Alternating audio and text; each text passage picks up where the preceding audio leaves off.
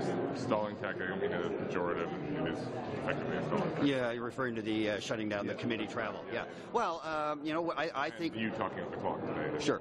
I think that the NDP, the official opposition, has made a very reasonable request in light of the importance of this bill, the substance of this bill. It's about our elections and how we run our elections. And we have serious concerns that some of the clauses in the Act are going to disenfranchise people, for instance. It'll deny them the chance to exercise their right to vote. That's serious.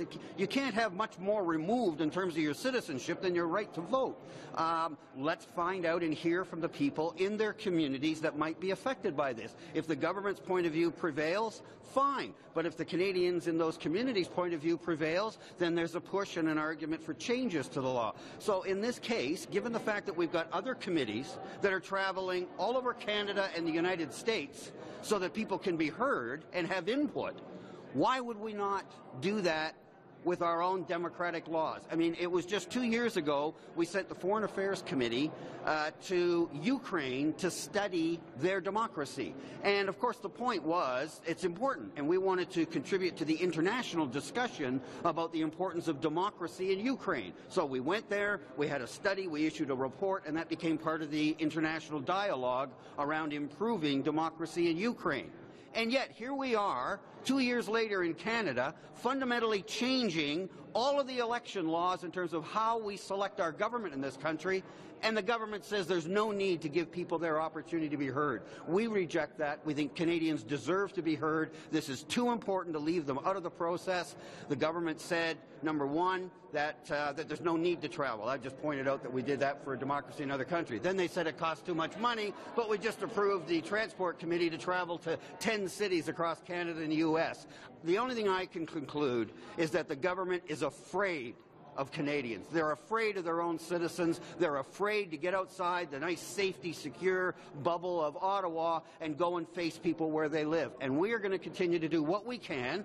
We have limited means because we have a majority government. But whatever tools we have, we're going to use to try to bring about and exert as much pressure on the government to change. Having said that, let me say one more thing. Notwithstanding the procedural moves and other things that are available to us, really the only thing that's going to change the course of a majority government is if those government backbenchers are hearing from their constituents that this is unacceptable, that it's un-Canadian, and if those conservative backbenchers go into their ridings next week and come back with a message that their seat is in jeopardy over this bill, you'll see change. How much time do you have, which is to say, how long can you stall for?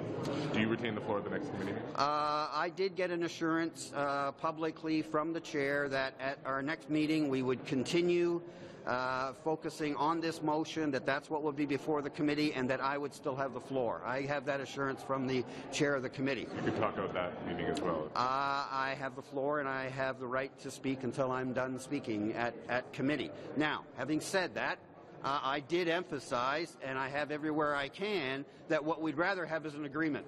We don't want a pitched battle on process. That's not the best. What is the best and ideal is that we come to an agreement. And I've already said we're willing to compromise. So right now we got the government saying no public hearings outside of Ottawa, and we've outlined where we think the committee ought to go. I have indicated that we are prepared to compromise. We are prepared to sit down. In fact, we started those negotiations, and within a few hours they were shut down, and the government just said no way. So when you say how long will we do this, we also have to realize that it's in all our best interest, if there are positive changes to the Election Act, that we want them in place for the next election.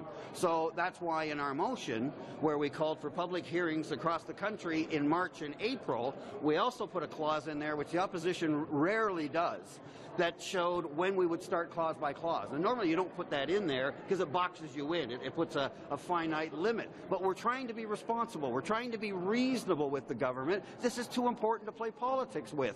But until the government at least gives and allows the committee to get out across Canada and hear from Canadians where they live, we are where we are. What about the circus? What about the circus argument? We're going to have a circus if you go out there. Yeah, I found that very insulting, actually. What that is to say is that the government doesn't want to hear from Canadians, or they only want to hear as long as they promise to be polite and quiet and don't speak unless they're spoken to.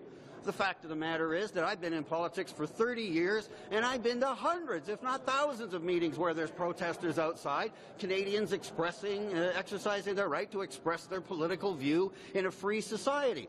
Fair enough. So what? They do their demonstration, if they do, and then we go into the meeting and do our business as we would. Where's the harm? What's been damaged? How did we lose anything? Because I can argue what we're losing if we don't have those hearings. During the prorogation crisis, the government said they would go over the head of the Governor-General to the Canadian people. I think they were kind of making the argument you're making now, that the Canadian people get a say in how this place is organized beyond the mere rules of process. Do you see any parallels? Well, I hope so. I hope there are parallels, because I know if you talk to Canadians about prorogation, it's still a sore spot. They still don't like the way that prorogation was used as a political tool, especially when they ran and hid from Parliament, which they seem to be very good at, is running and hiding. I'm making the case that we can do everything we can as the official opposition, but in a majority government situation, we are limited as to what we can actually force to be changed. The Canadian people, however, speaking out in big enough numbers, can make a majority government do anything.